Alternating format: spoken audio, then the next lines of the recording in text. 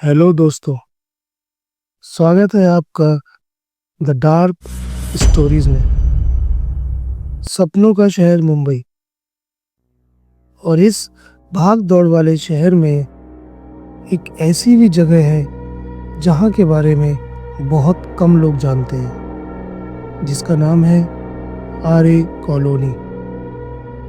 मुंबई के गोरेगांव इलाके का एक जंगल जिसे आरे कॉलोनी के नाम से भी जाना जाता है। यहाँ दिन में तो भीड़ भाड़ रहती है, लोगों की चहल पहल रहते हैं, लेकिन रात होते ही एक जंगल खतरनाक और डरावना हो जाता है।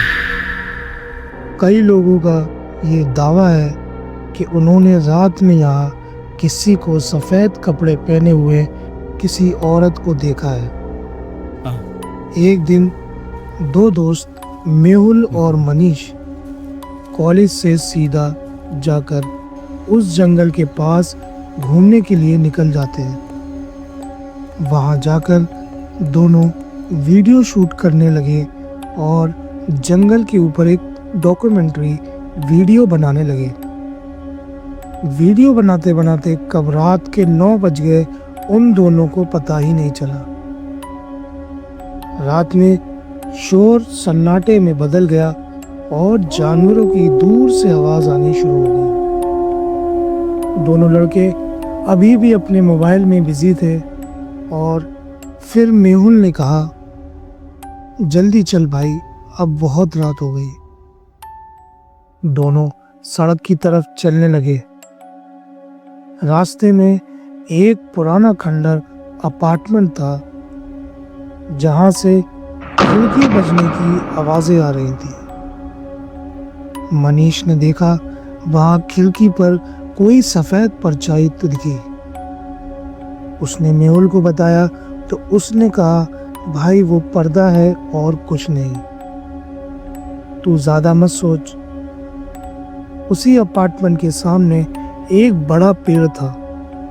उस पेड़ पे अचानक से आवाजें आनी शुरू हो गई। मेहुल की मोबाइल में सिग्नल आना बंद हो गया और मोबाइल भी बंद हो गया। उसने अपना फोन जेब में रखा और मनीष से कहा, यहाँ कुछ तो गड़बड़ है। मनीष ने उससे जल्दी चलने को कहा और तभी एक जोर सी रोने की आवाज आई,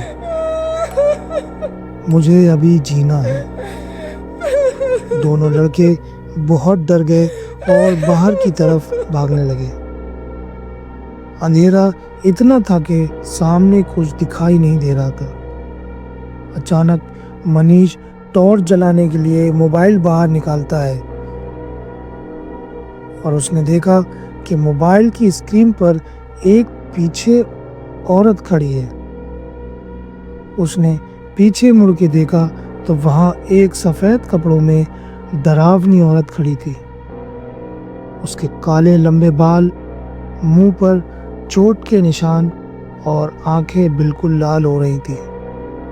उसने दोनों लड़कों को घूर कर देखा और बोली, तुम यहाँ क्यों आए हो? लड़के ये देखकर बहुत डर गए।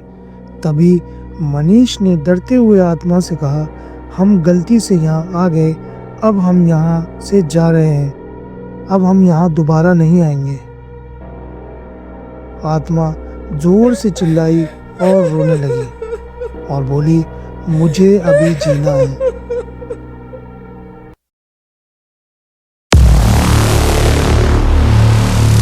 तभी उसने मेहुल को भागते हुए देखा। उसने मेहुल की गर्दन पकड़ी और उसे जिंदा पेड़ पर लटका दिया। मेहुल की सांसें वहीं थम गईं और वो वहीं मर गया। मनीष ये सब देखकर जोर से भागने लगा और एक बड़े से खड्डे में जाकर गिर गया। अगले दिन सुबह जब उसे होश आया तो उसने देखा वो एक कब्र पर लेटा हुआ था। वो बहुत डरा हुआ था और वहां से सड़क की तरफ जोर से भागा। बाहर सड़क के किनारे एक भिखारी बैठा हुआ था। उसने मनीष की हालत देखी और वो सब कुछ समझ गया। भिखारी ने उसे आवाज लगाई और कहा, तुम इतना डरे हुए क्यों हो? मनीष ने बोला, मेरे दोस्त को उस आत्मा ने पेड़ पर जिंदा लटका दिया। मैं भागता हुआ एक खड्डे में जा गिरा और वहां से मैं बाहर निकल आ गया। भिखारी ने हंसते हुए कहा, तुम खुशनसीब हो जो बच गए, वरना वो किसी को जिंदा नहीं छोड़ती। उसकी बातें सुन के मनीष ने भिखारी से कहा, तुम उसे कैसे जानते हो? फिर भिखारी ने बताया, 25 साल पहले इस आर्य कॉलोनी के सी व्यू अपार्टमेंट में मैं रहता था। मेरे सामने वाले कमरे में एक कपल रहता था, आरती और विष्णु। विष्णु एक अय्याश लड़का था और आरती को रोज दारू पीकर मारा करता था और आरती को हमेशा कमरे में बंद रखता था। एक दिन आरती ने मुझे आवाज देकर मुझसे मदद मांगी और जब मैं वहां गया तो कमरा बंद था। वो जोर जोर से चिल्ला रही थी, मुझे अभी जीना है। मैंने कमरे का लॉक तोड़ा और अंदर गया। कमरे में चारों तरफ अंधेरा था और आरती की आवाज भी आना बंद हो गई। मैंने आरती को आवाज दी, तभी मैंने उसकी खिड़की के पास जाके देखा तो मेरे होश उड़ गए। आरती की लाश वहां नीचे जमीन पर पड़ी थी। ये देखकर मेरा दिमाग काम करना बंद हो गया और फिर एक आवाज आई, मुझे अभी जीना है। मैं डर के मारे वहां से बाहर आया और मैंने पुलिस को फोन करके बुला लिया। पुलिस ने पता लगाया कि आरती और विष्णु के बीच लड़ाई हुई और विष्णु ने गुस्से में आके उसे खिड़की पे से धक्का दे दिया। मैं उस अपार्टमेंट में कुछ टाइम रहा, फिर मुझे रोज रोज वो आवाज़ें आने लगी, जैसे आरती मुझे अभी भी बुला रही हो। फिर मैंने भी वहां से भागने की कोशिश की, लेकिन मेरा सब कुछ बर्बाद हो गया। उस पूरी बिल्डिंग में आग लग गई और सब कुछ जल गया।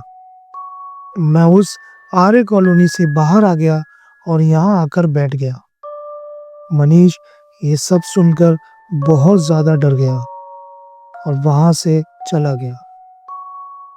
कहते हैं उस अपार्टमेंट में जो भी हादसे होते हैं उसकी वजह आरती की आत्मा है। वो अभी भी उस अपार्टमेंट में और उसके आसपास के जंगलों में भटकती है और इसलिए जो भी कोई वहां जाता है उसे वो दिखाई देती है।